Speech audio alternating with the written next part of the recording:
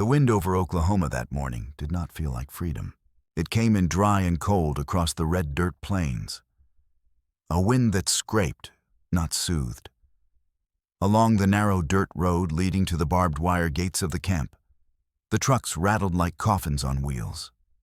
Inside, 36 German women, some no older than 20, others hardened by war and silence, sat shoulder to shoulder on wooden benches. They wore threadbare field gray uniforms marked Kriegsgefangene. Their eyes stayed down. They did not speak. These women, secretaries, nurses, telephone clerks, widows, and even former auxiliaries in the Wehrmacht, had crossed a sea in chains. First by train through bombed-out France. Then a slow, sick voyage in the belly of a ship across the Atlantic. Finally, by rail to a place none had heard of. Camp Tonkawa, Oklahoma. The name itself sounded foreign in their mouths, full of vowels they couldn't shape. Tonkawa. They didn't know it came from the Tonkawa people, the real people, the survivors of many displacements. That irony, of course, was lost on them then. They had been told nothing except the rumors, and the rumors were terrifying. You know what the Americans do to prisoners. Gas chambers, just like they say we used. They'll use us for medical experiments. No one comes back from Oklahoma. Some of these whispers came from fellow Germans. Others had been implanted earlier, during Nazi indoctrination, where propaganda films showed Jewish-controlled America as a land of savagery and hypocrisy. And some came from themselves. The logic of fear doing what barbed wire could not. So when the truck doors opened at last and the American guards barked in English, no one moved. Then, a second voice. Calm, measured, a woman's voice in soft, clear German. Bitte steigen Sie aus, you are safe. She wore an armband with a red cross, a translator. Half German, they said. Half traitor, others murmured later. But in that moment, her presence was a hand in the dark. Slowly, the women descended from the truck one by one. What met them was not a death camp, nor even a prison by the looks of it. The camp's layout was clean and orderly. Long barracks with wooden siding, a central mess hall, even a patch of dusty green where laundry lines flapped in the wind. No watchtowers with machine guns, no snarling dogs. Only American guards, mostly farm boys in clean khaki, with rifles slung but eyes averted. Still, the fear remained. It lived in the marrow now. As the women were processed, their possessions were inventoried. Combs, crucifixes, dried flowers, handkerchiefs stitched with names, a broken locket, a few books. One had a child's drawing folded into her bra. Another had kept a small cake of German soap wrapped in wax paper, hoarded like gold. They were each given a new uniform, simple tan cotton, too large, and issued a metal tag stamped POW with a number. Their names were recorded. No one shouted, no one struck them. But the silence was almost worse. It was the silence of unknown intentions. Then came the order. All new arrivals, proceed to showers. The phrase struck like a bolt of electricity. One woman gasped. Another backed away. Several instinctively clutched at each other. Showers. In 1944, for women like these, some pulled from camps near Poland, others who had seen photographs smuggled from the East, the word meant death. It was not a hygiene instruction. It was a coded sentence. Auschwitz, Majdanek, Bergen-Belsen.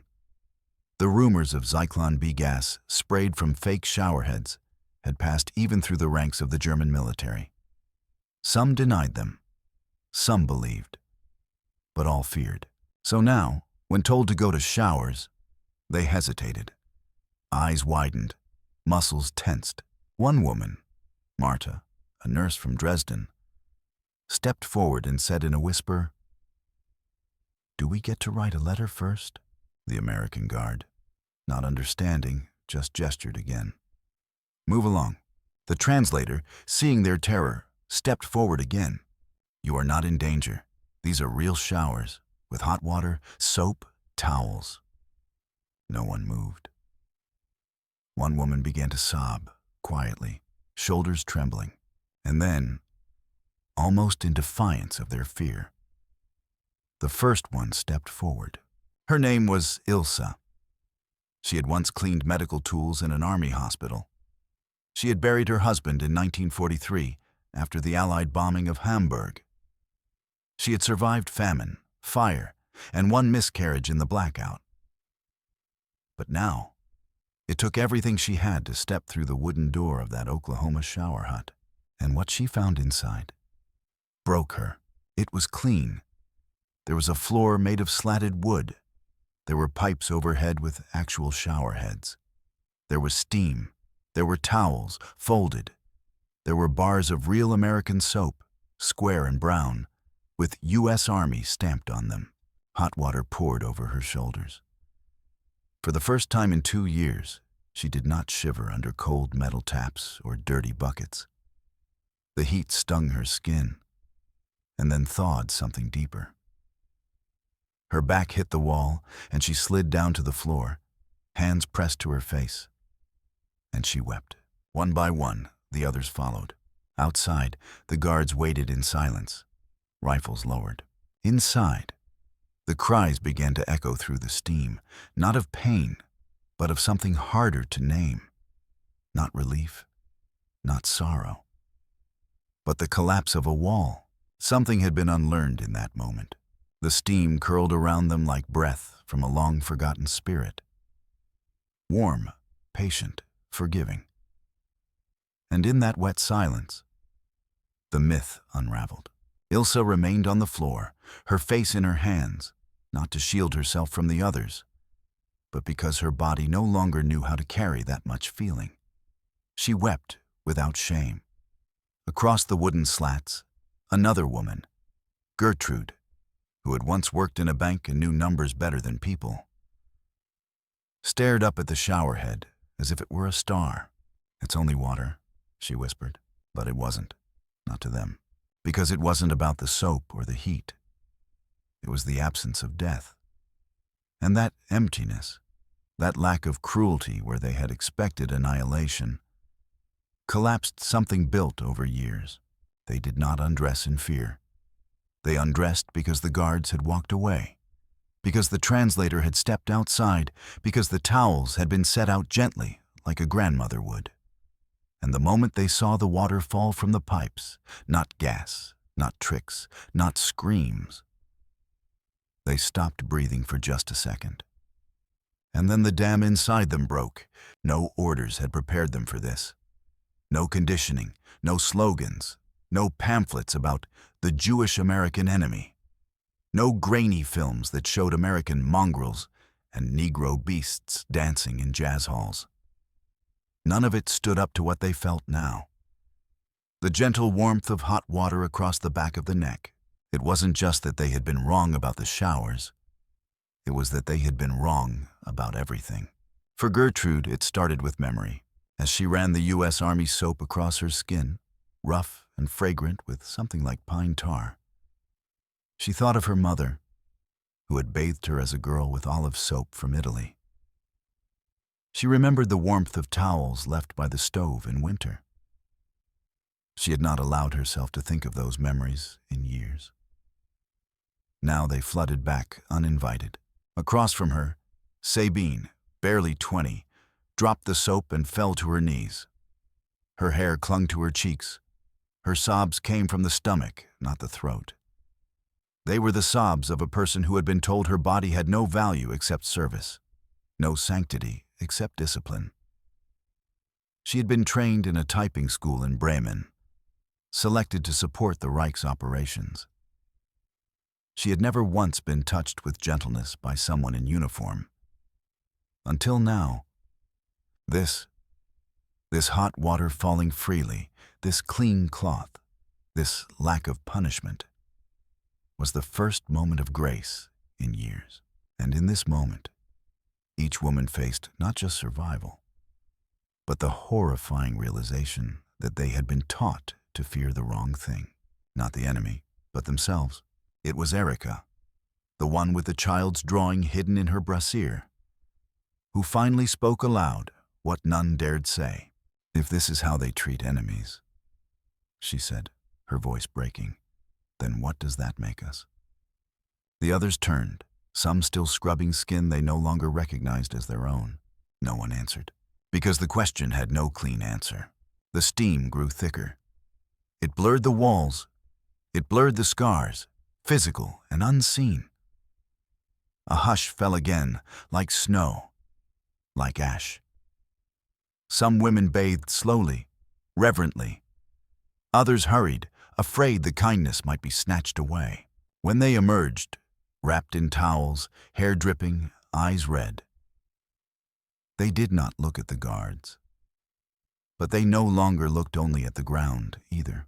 They were given new uniforms, softer fabric, fitted better, no stains, clean undergarments, clean socks, blankets folded on their beds, tin mugs with warm milk, all without a single command shouted.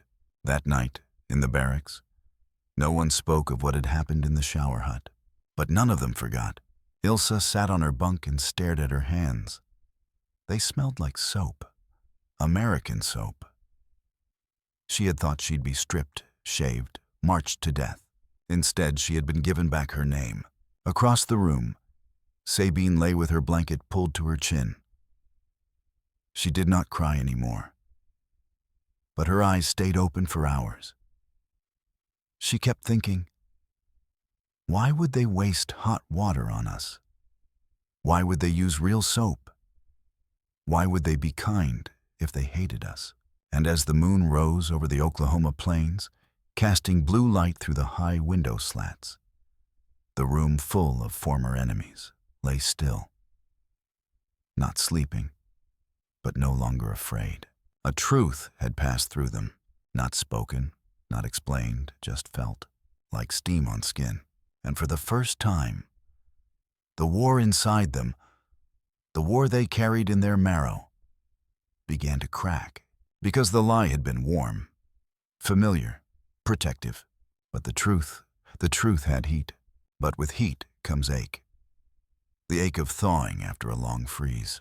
That night, long after the lamps were dimmed and the guards made their rounds, the barracks at Camp Tonkawa whispered. Not with conversation, but with breathing. Uneven, restless, haunted. Ilsa sat awake beneath her thin army blanket, her back against the wall. Her hands smelled faintly of soap, and she kept lifting them to her face, inhaling, as if to remind herself that the scent was real. Across from her, Sabine slept curled in on herself, lips moving faintly, perhaps in prayer, perhaps in fear. Every few minutes, the wooden structure creaked as if remembering other voices, other winters. Outside, Oklahoma stretched endlessly. Flat plains under a pale moon, the scent of hay and oil, and the distant hum of a freight train cutting through the horizon. It was peaceful, but not in a way they could yet understand. Peace was foreign. Peace had to be relearned. When dawn came, it came soft. Pink light sliding across rows of bunks. The women rose in silence. They folded their blankets the way soldiers do, tight and square. Old habits. Discipline was safety. Then, the translator appeared again. The same woman from the day before. Her face tired but kind. Her name was Helen Baumgartner, the daughter of a German immigrant father and an American mother from Kansas. Her accent carried both lands. "Breakfast is ready," she said gently in German. "Hot oatmeal, coffee, bread. You will work in the fields today. Cotton inspection, some of you. It is not punishment." No one moved at first. The memory of the shower still hovered in the air like incense. a strange holiness they didn't know how to process. Then Gertrude, the banker, nodded and rose. One by one, they followed. At the mess hall, they found long tables lined with metal trays. The smell of cooked oats and bacon filled the space. The guards stood back, letting them move through the line. There was no shouting, no barking of orders. One young guard, barely 20, freckles dusting his nose, handed Ilse a tin cup and smiled awkwardly. "Good morning," he said in slow English. She blinked, not understanding the words, but she understood the tone. It was the tone of ordinary life, something she thought war had killed forever. She muttered a reflexive, "Danke," and took her tray. Across the room, someone began to laugh. Quietly at first, then covering her mouth as if afraid. It wasn't mockery. It was disbelief. The sound of laughter after years of silence is like a match struck in a tomb. After breakfast, they were marched, not with rifles pressed to their backs, but with distance and quiet authority, toward the fields beyond the wire. The Oklahoma sky spread open above them like a prayer they didn't know the words to. Cotton fields, rows upon rows, stretching to the edge of sight. American workers had long since left for the war, so the labor fell to prisoners, men and women alike. The women were given gloves, sun hats, and water flasks. For hours they worked in the dry wind. The smell of dust filled their throats. And slowly, they began to speak. "Did you believe they would kill us?" "Yes." "And now?" "Now, I don't know." The voices were soft, broken German under a wide American sky. Ilse remembered her husband, dead in Hamburg after an Allied raid. She had cursed the Americans then, called them devils, destroyers of women and children. She had believed it so fully that it became part of her marrow. But here, under the same flag she once spat at, she was being given food, hot water, and work instead of a bullet. The contradiction gnawed at her. That night, as they returned to the barracks, Helen lingered near the door. "You may write a letter home," she said. "Once a month. The Red Cross will deliver it. Be honest. Tell them you are safe." "Safe?" The word sounded fragile in the air. "Like glass," Sabine asked quietly. "May we write to anyone?" "Anyone you wish," Helen replied. "The war is not forever." Those words hung in the air like embers. The war is not forever. No propaganda film had ever said that. No radio broadcast from Berlin had ever admitted it. That night, Ilse wrote by the dim light of a single bulb. "Dearest Mother, I am alive. I am in a place called Oklahoma. The air smells of wheat and smoke. We were given showers, real ones. The water was warm. I cried and could not stop. The guards do not hate us. They even smile. I don't understand this country. I think perhaps I never understood the world at all." When she finished, she stared at her words for a long time, unsure if they betrayed her homeland or simply her own heart. Outside, a coyote howled across the prairie. Inside, Sabine turned in her bunk. "Do you think they're pretending?" she whispered. Ilse didn't answer right away. Then she said, "Maybe kindness is the only weapon they have left." The wind rustled through the cracks in the barracks, carrying the smell of rain and cedar. Somewhere in the darkness, an American guard hummed a slow tune. A hymn, maybe. The melody was unfamiliar, yet comforting, and for the first time since 1939, Ilse closed her eyes without seeing the face of a dead man. She did not sleep peacefully, but she slept.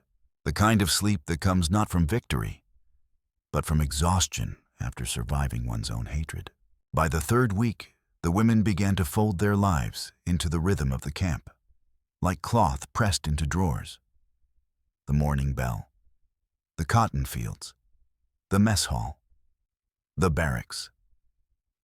But underneath that order was a quiet unraveling, the slow peeling away of a world they once thought unshakable. In Germany, everything had been about certainty. The fatherland, the Reich, the Führer, rules, posters, slogans, steel. Here in Oklahoma, nothing was certain, and yet nothing collapsed.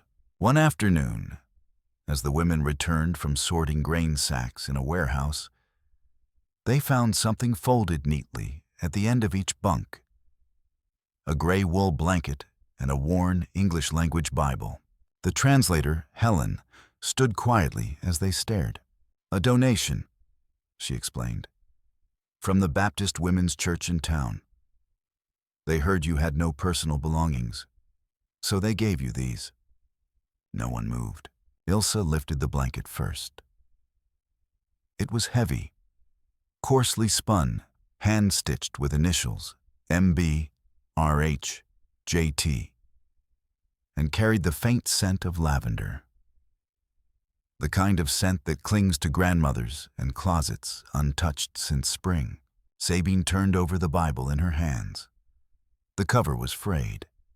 Inside the front page was a handwritten message in neat cursive: "To whomever holds this book, may peace reach you before war does again. Ruth Ellen Carter, Tulsa, Oklahoma, 1944. Sabine traced the letters as if they were Braille.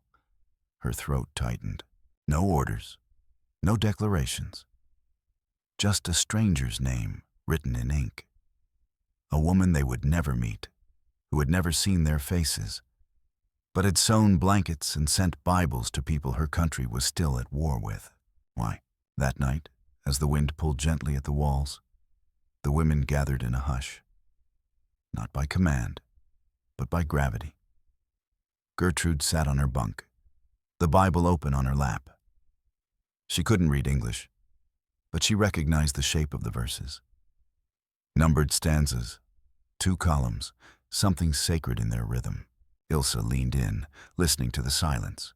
Then, across the room, Erica stood, the woman who had kept her child's drawing hidden like a relic. Her voice trembled as she said, "My grandmother used to read Psalms to me.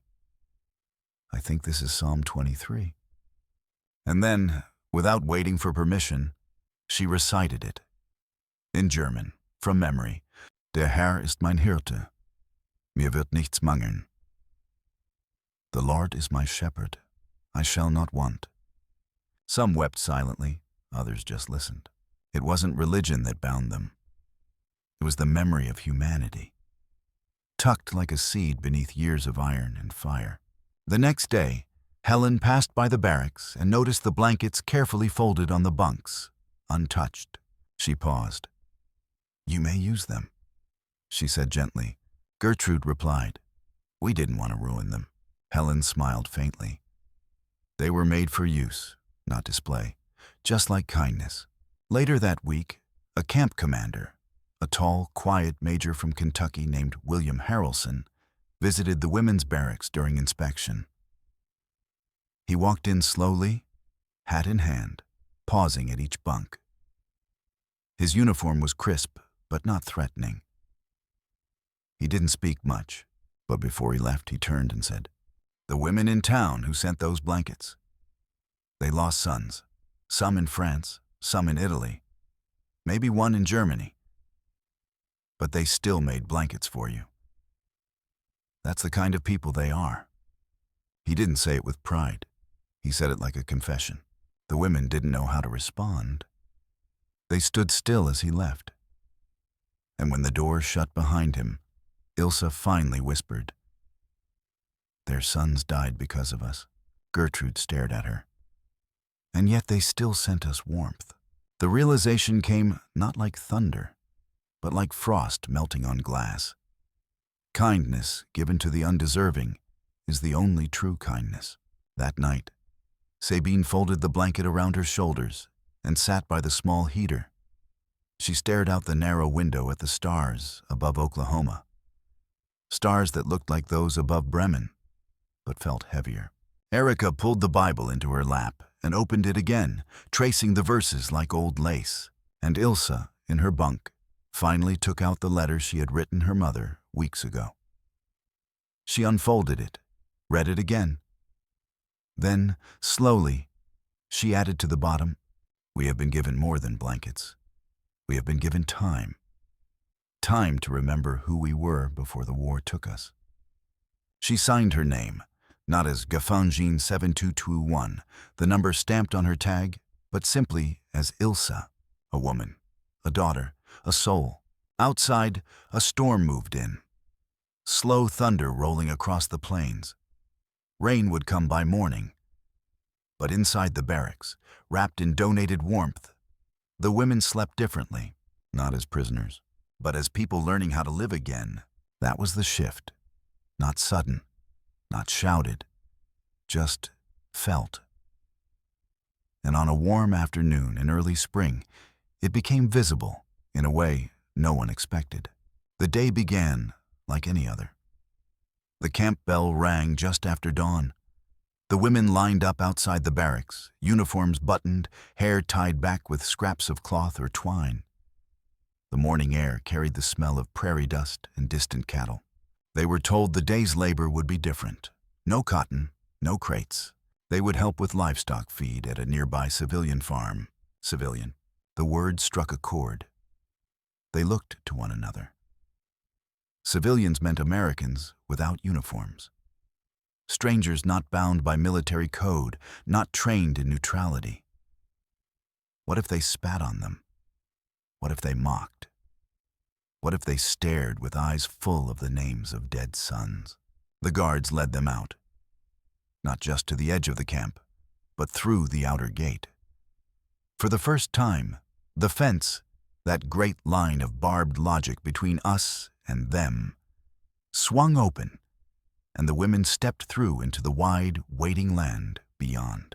There were no chains, no trucks, just 2 American guards on foot, rifles slung low, walking loosely beside them as they moved down a dirt road flanked by pecan trees. The silence of freedom is heavier than its noise. Sabine kept glancing back at the camp. The towers now distant, the fence line receding behind a shimmer of heat rising from the ground. Ilsa touched the number tag at her neck, suddenly unsure what it even meant anymore. Out here, they weren't being watched. Not really. They arrived at a modest farm, red barn, 2 silos, a windmill spinning lazy circles in the wind. A horse whinnied in the paddock. Dogs barked. And standing on the porch was a woman in a faded dress, apron tied around her waist, arms crossed, but face not unkind. Her name was Mabel Clayton. Widow. Her son had died in North Africa. She didn't speak at first, just studied the women with eyes that had buried more than they had ever known. Then, without a word, she turned and walked toward the feed shed. She opened the door, pointed to the stacked bags of oats and the rusted wheelbarrow, and nodded. "You came to work, so work." The women exchanged uncertain glances. And then, as if this farm were just another barracks, they began. They hauled feed bags, swept the shed, mended a broken hinge. They worked with focus, not from fear, but from the fragile dignity of being useful again. It was mid-morning when Sabine stumbled. The strap of the feed sack tore, spilling oats across the dirt. She froze, expecting a yell, a slap, the shame of failure. But Mabel just stepped forward, knelt down beside her, and, without speaking, helped her gather the grain with her bare hands. Sabine watched her, too stunned to move. This woman, whose son had died because of a uniform like Sabine's, was helping her without hate, without punishment. Only practicality, only presence. Mabel dusted off her apron and nodded. "You'll need a stronger knot next time," Sabine swallowed. "Danke," she said softly. "I reckon that means thank you," Mabel replied. Then she smiled. "You're welcome." Later that afternoon, Mabel brought out lemonade in old mason jars. Real lemon, not powder. Cold, tart. The women sat on the grass, exhausted, their boots dusty, hands raw. One of them, Erica, held her jar to her cheek and whispered, I feel like I've stolen something, Gertrude replied. Or like I've been given something I didn't earn. Across from them, Ilsa watched as the youngest of the guards, the one with freckles and nervous eyes, tried to coax a goat out of the barn with half a biscuit. There was no barbed wire here, no guns pointed, no threat, just sweat, labor, sun, lemonade, and the sound of birds. It's the first time I've heard birds sing in years, Erica murmured. The rest nodded. In Germany, even the birds had grown quiet. Smoked out, bombed out, eaten. War silences nature too. When the sun began to fall, painting the fields in amber, the guards gently motioned for the women to gather. It was time to return. Mabel stood at the porch again. She didn't wave, she didn't smile. But as the women passed, she looked each one in the eye, not as enemies, not even as prisoners, just as women. And then she said, loud enough for all to hear, my boy's name was James. He was 21. He died in a tank in Tunisia. I wanted to hate you, but hate doesn't bring him back. Work helps. And seeing you work, that helps too. The women froze. Some bowed their heads. Some pressed their hands together. Ilsa whispered, we're sorry. And for the first time, Mabel's voice cracked. I know you are. That evening, back inside the barracks, no one spoke for a long time. The fence was back around them, yes. The guards resumed their posts. The lights buzzed overhead, but something had changed. Sabine stood at the window, watching the wind play with a line of laundry outside. Then she said, not to anyone in particular. The fence only works if you believe in it. Ilsa looked up. What do you mean? Sabine turned. Today it wasn't real, not out there. The others nodded, because the real prison hadn't been the wire. It had been what they had believed about the people on the other side. And today, for the first time, that belief had been broken, not by propaganda, not by punishment, but by a woman with calloused hands and lemonade jars, who had once held a son and now handed out mercy. After that day, the fence meant less. It was still there, of course, barbed and patrolled, boundary and law. But inside the minds of the women, it had faded to a shadow. The real wall, the one made of fear, hatred, and indoctrination, had begun to fall. And with its crumbling came the letters. Each month, Helen the translator distributed paper and envelopes, carefully logged by the Red Cross. There were rules. No military secrets, no political statements, no discussion of the war's direction. But beyond that, the words were their own. Ilsa took her paper in silence. So did Gertrude and Sabine. Some women stared at the blank sheet for hours. Others wrote quickly, with shaking hands, pressing years of emotion into short, censored paragraphs. But for many, it wasn't just about communication. It was about identity. Who am I, now that the Reich is far behind me? Who am I, now that kindness has replaced cruelty? Who am I, when I sit under a foreign sky and feel human again? Ilsa's second letter home read more like a confession than an update. Dear Mother, we were taken to a farm. An American widow named Mabel gave us lemonade. She lost her son in the war. She looked at me like I mattered. She touched my hand. I wanted to fall to my knees. I don't understand why they are not cruel to us. I don't understand why this hurts more than being hit. I think it is because kindness forces us to look inward. And the truth is harder to survive than punishment. She paused, then added, if Father were alive, he would call me weak. But I think weakness may be the first step toward truth. She signed it not POW 5311 as before, but with her full name, Ilsa Renner, daughter of Klaus and Marlene, survivor of silence. The letters were passed out weeks later, smudged and slow, having made the great ocean crossing under the Red Cross seal. Most came from mothers, some from sisters, a few from children they hadn't seen in years.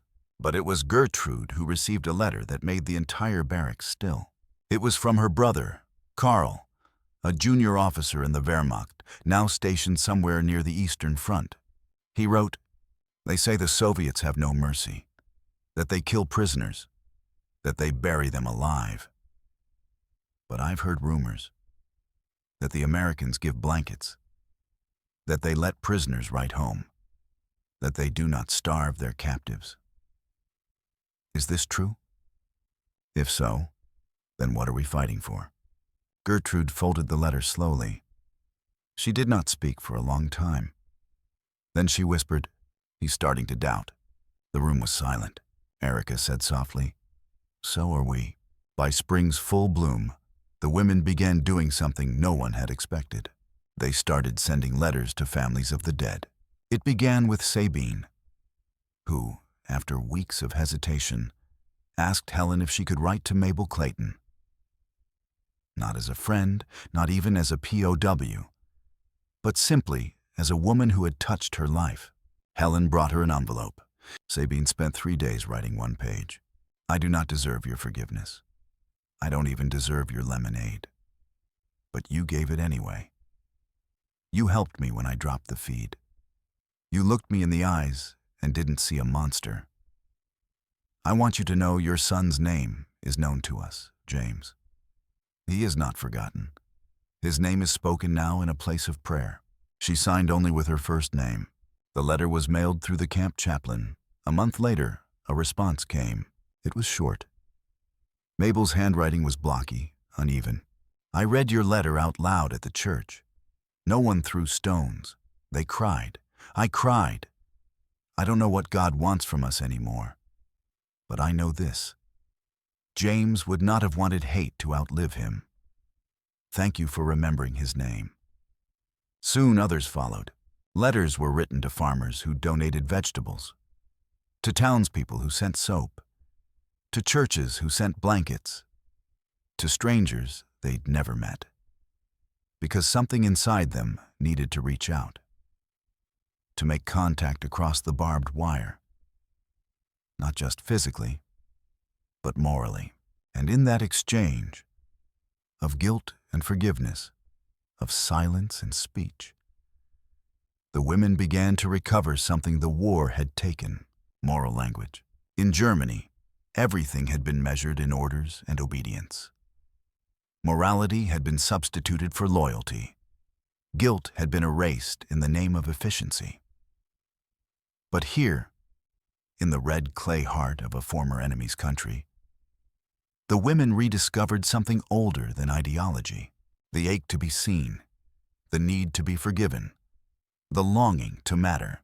One night, as thunder rolled over the prairie and rain tapped softly on the barracks roof, Ilsa sat up in bed and said aloud, "I want to be the kind of woman who could have sent a blanket." No one laughed. No one dismissed it. Sabine replied, "I think you already are." Outside, the barbed wire fence stood as it always had, dark and sharp in the moonlight. But now it guarded not prisoners of war, but souls in the middle of becoming. They were still POWs, still women of a defeated nation, but they were also something else: messengers, witnesses, threads in the slow weaving of peace. And with each letter sent, each act of warmth returned, the invisible fence inside them weakened, strand by strand. The invisible fence was thinning, and with it, the women's silence began to lift, not in grand speeches or confessions, but in small acts, simple gestures, shared looks, one word at a time, and sometimes in the most unexpected objects. It began with a soap dish, a tin one, bent at the corners, scratched with age, no larger than a man's palm, but clean, carefully cleaned, and placed with quiet precision on the edge of the communal wash basin in Barracks 3C. It was an official issue. No one knew where it came from at first. One morning it was simply there. Inside, it sat a single army-issue bar of soap, gently dried and turned so its embossed U.S. lettering faced up like a stamp on a passport. The women gathered around it. No one touched it for a long time. Finally, Erica said, "Who would leave soap in a dish for someone else to use?" Gertrude replied, "An American?" But Ilse shook her head. "No, this wasn't left by them. It's from us." And it was. Later, they learned it had been shaped and donated by Mina, a former seamstress from Munich with clever fingers and a quiet heart. She had made it from the bottom of a discarded mess tin, hammered flat with a rock behind the latrine. She hadn't asked permission. She hadn't told anyone. "I just thought," she said simply, "soap shouldn't sit in the dirt." That tin soap dish became something more than practical. It became sacred. From that moment on, the women began reshaping their space. Not as prisoners claiming turf, but as human beings reasserting meaning. Marta stitched tiny cloth napkins from the edges of worn pillowcases. Sabine taught the others how to braid rope from cotton scraps to hang their towels. Ilse used leftover ash from the wood stove to scrub the floors until they shone. Not out of compulsion, but pride. Not once did the guards intervene. They watched from a distance, puzzled, as the barracks, once bare, once silent, began to resemble something closer to a home. Helen, the translator, noticed it too. She walked into Barracks 3C one afternoon and paused in the doorway. She took in the neat rows of folded blankets, the small paper flowers made from oatmeal sacks, the tin soap dish now joined by a second one, this time made from a flattened canteen lid, inscribed carefully with a name, "Für alle," for everyone. Helen blinked hard and stepped back outside. Then, something happened that nearly unraveled it all. Late one night, in early summer, a fight broke out between two of the younger women. No one knew why at first. Raised voices, shouting in dialect, a slap, a crash. When the guards entered, they found Erica holding her jaw, blood at the corner of her mouth. The other woman, Clara, the youngest in the barracks, barely 18, was trembling, fists still clenched. The guards separated them. No punishment. But a report was filed. Tension hung in the air. That night no one slept, and in the morning no one spoke. The next day, Erica came back from the infirmary with a bruised cheekbone and a silence heavier than pain. Clara did not eat. She sat on her bunk staring at her knees. It was Ilse who finally broke it. She stood before the group, something she'd never done, and said, "We've all lost something. But if we lose each other now, then we lose everything that we've built." Her voice cracked. "We are not here to win. We are here to remember how to be human."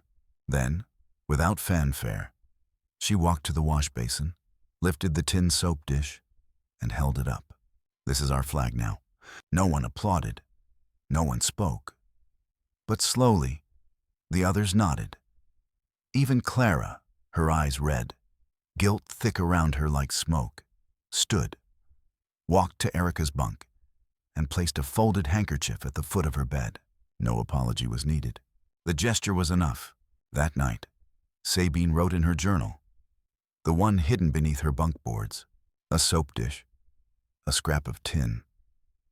How strange that something so small could hold so much weight. Perhaps this is what peace will be. Not treaties, not parades, but little things done with great care. If only the world could learn to live the way we are learning now. She stopped writing and listened to the barracks breathe. Soft footsteps. A cough. A prayer whispered in the dark. The clink of a mug being set down. All the sounds of women not yet free, but no longer at war. Weeks passed. The soap dishes remained. More appeared, crafted from odds and ends. Bottle caps bent into flower shapes, matchboxes wrapped in twine. They became more than containers for soap. They became proof that even here, surrounded by fences and memories of fire, people could create beauty, even among enemies. even among guilt, even among grief. One day, Helen asked Ilsa, "Why soap?" Ilsa smiled faintly. "Because the war made everything filthy. Inside us, too. We have to start by washing the hands." Helen nodded. "And the heart?" Ilsa looked out toward the horizon. "That takes longer." But it came, slowly, quietly, like spring thaw creeping through hard ground. It came not in speeches, nor in flags lowered, nor in formal declarations. It came in the form of a sound, a single note, then a chord, then a melody, played on a piano missing its highest octave. The piano had always been there, no one knew exactly why. It sat in the far corner of the chapel building, a small, drafty structure used sometimes for Sunday services, mostly by the American Guards. It was out of tune, dusty, neglected, a thing forgotten like so much else in that war. Until one Saturday afternoon, Gertrude, the former banker who once counted numbers like soldiers, asked Helen, "May I play it?" Helen looked at her, surprised. "You play?" "I used to, before." There was a pause. Then Helen simply said, "It still works." That evening, the women walked in small groups to the chapel. No guards ordered them, no rules required it. But word had spread. "She's going to play." The chapel windows glowed faintly with oil lamps. Inside, the women sat in pews that had once held townspeople from another war, another age. Dust motes floated in the air. The wind creaked through the rafters. Gertrude approached the piano, her steps careful, reverent. She sat, flexed her fingers, and closed her eyes. Then, without hesitation, she began to play. It was Schumann, Kinderscenen, scenes from childhood. Simple, slow, a lullaby of a better world. The first note struck something no bomb ever could. Sabine leaned forward, mouth parted, tears rising uninvited. Erica pressed a hand to her chest. Mina clutched the soap tin in her lap like a relic. Even the guards at the back, there only to observe, stood quietly, their hats removed.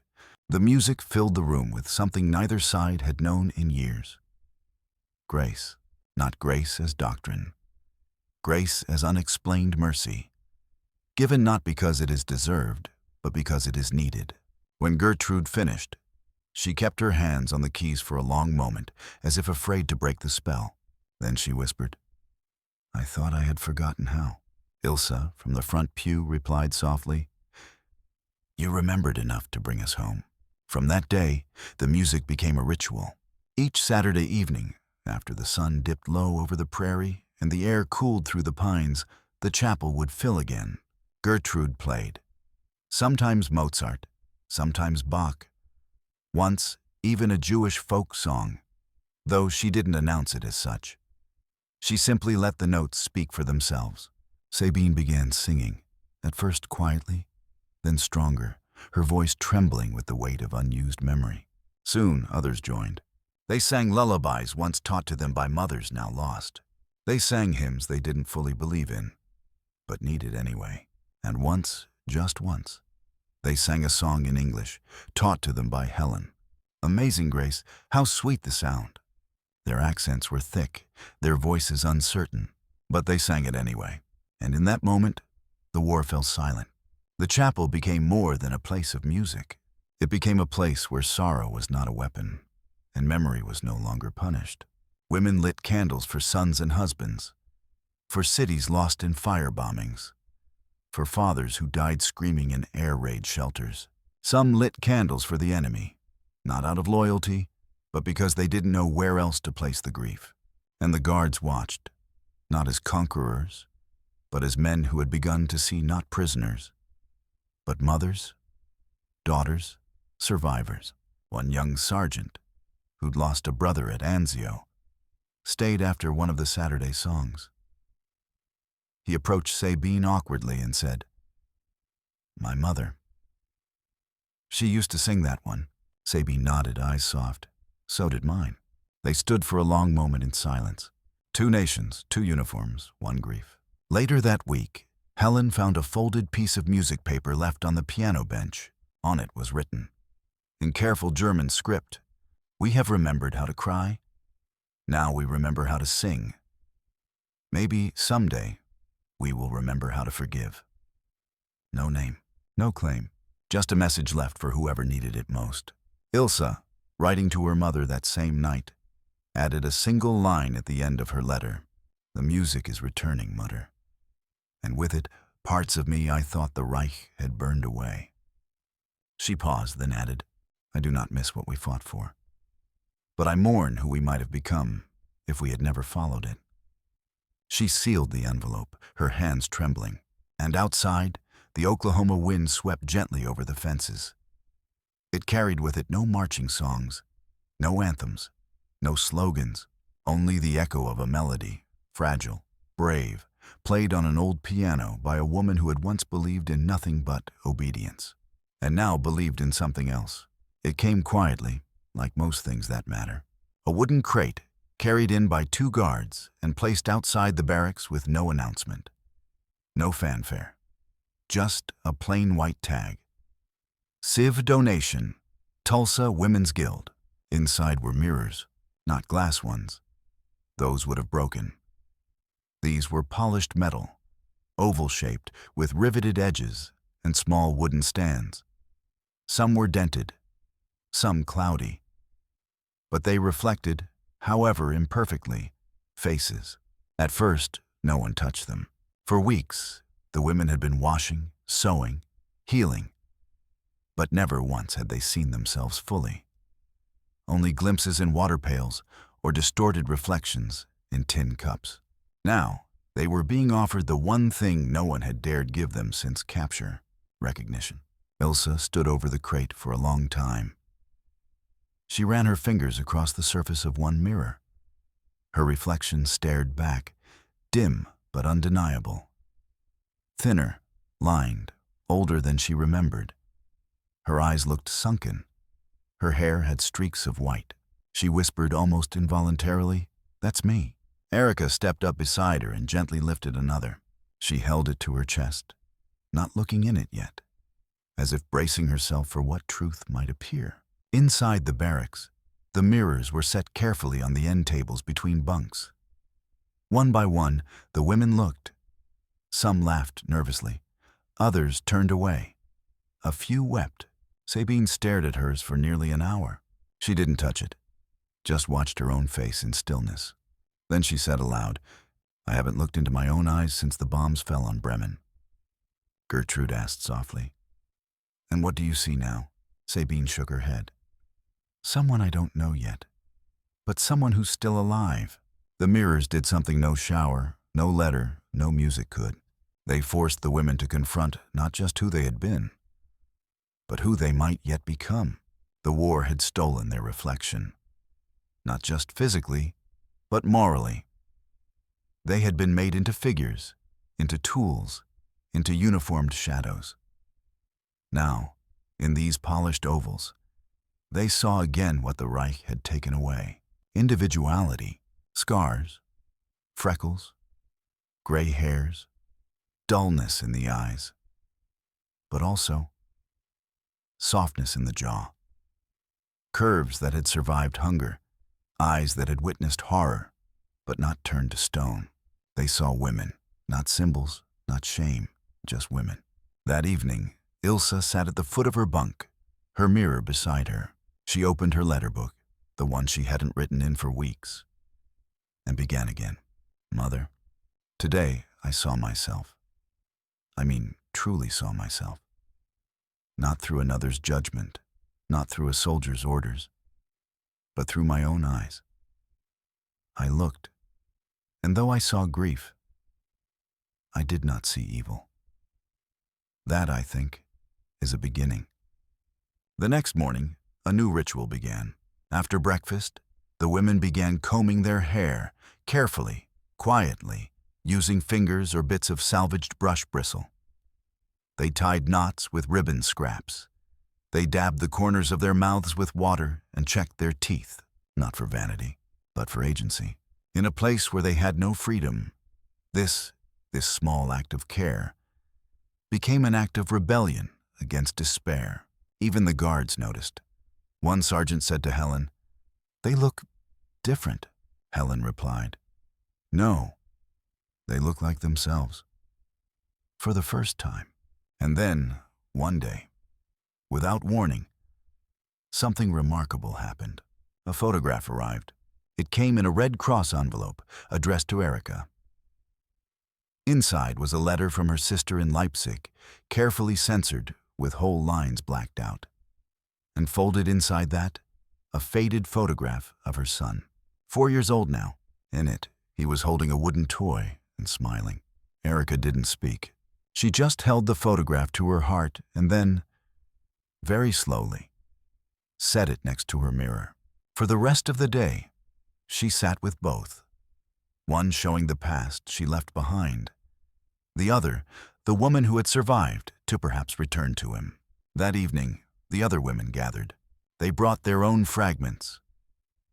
Buttons from old uniforms, postcards, pencil sketches, bits of embroidery, even leaves from the pecan trees they passed on labor walks. And together, they began building a shrine of sorts. Not religious, but human. A shelf above the wash basin where objects could be placed beside mirrors. Tokens of the people they still were, or hoped to be. Some left nothing but words scribbled on paper scraps. I am not what they told me I had to be. My name is not a number. He called me mother. He still might. I want to go home whole, not just alive. The shelf became known among them as Der Winkel. The corner. No one defiled it. No one mocked it. Even the guards respected it. Because in that corner, dignity had been reborn. By late summer, the wind grew hotter, drier. Storms rolled in from the south. Dust clung to everything. But inside Barracks 3C, there was light. Not from lamps or bulbs, but from something deeper, a glint in the eye, a hand on another's shoulder. A woman humming to herself while adjusting her collar in a scratched metal mirror.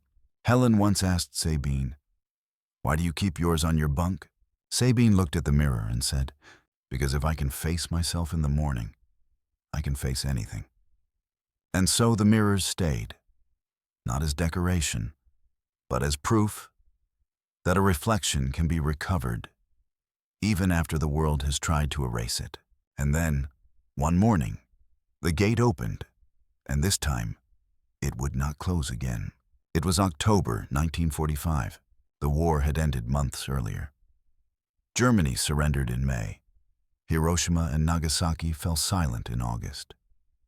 And the world, shattered and aching, began counting its losses. The women had heard the rumors first. From the guards, the Red Cross, the radio that sometimes crackled through the camp's admin building. But rumors were not freedom. Not yet. And so they waited. They worked. They wrote. They prayed. They sang. They combed their hair in front of mirrors.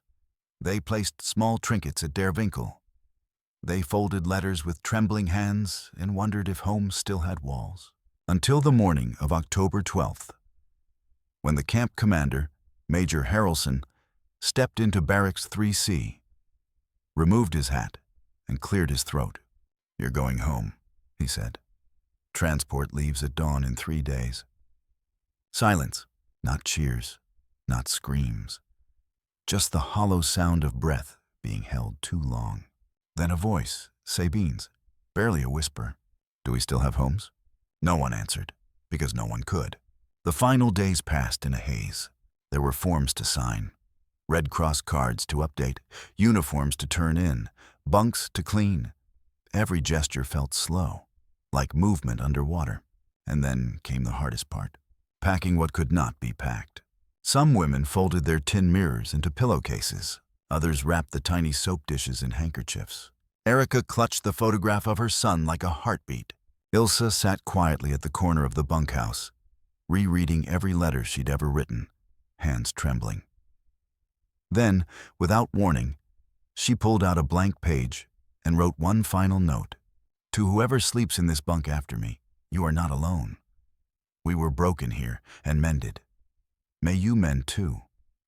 She placed it under the mattress and walked away. On the morning of departure, the women lined up as they had on their first day. But this time, without chains, without fear. The same dirt road, the same Oklahoma wind, but a different weight in their hearts. As they passed the chapel, the guards paused. Sabine looked up at the steeple, whispered something under her breath, and touched her collar. The chapel door stood open. Inside, the piano waited, silent. When the women reached the outer gate, they found the townspeople gathered. Quiet, solemn, unsure. Mabel Clayton stood near the road, arms crossed, apron still dusted with flour. She held something wrapped in linen. Sabine saw her and stopped. Their eyes met across the space that had once been called enemy. And then Mabel stepped forward. She didn't speak. She simply handed Sabine the bundle.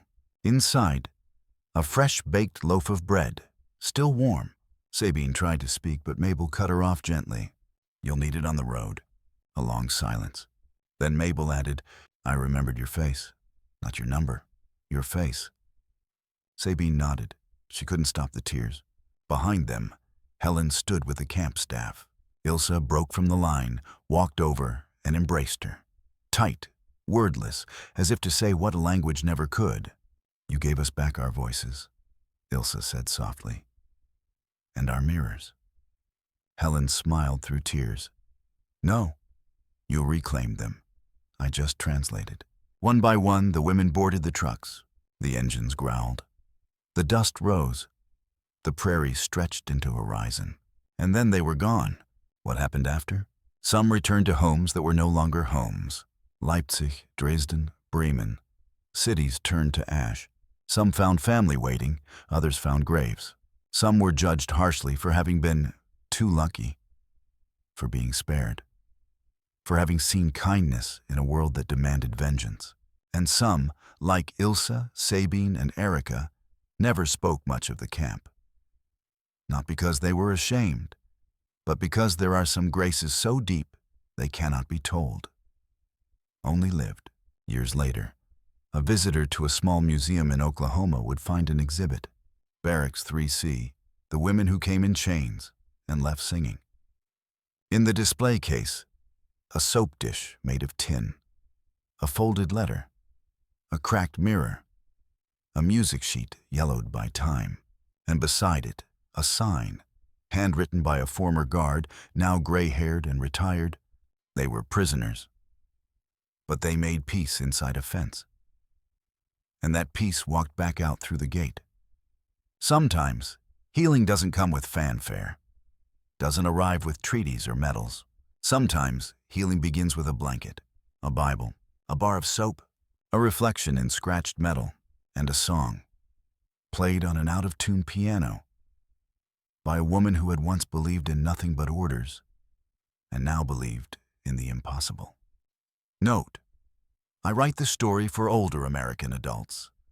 Tell the story in a Native American style for a native setting. British American. This story is not one of nations. It is one of hearts. It is not about victory. It is about return. It is not about the end of war. It is about the beginning of humanity again. And in Oklahoma, in the wind, the dust, and the quiet mercy of strangers, a few women remembered who they were and taught the world how peace begins.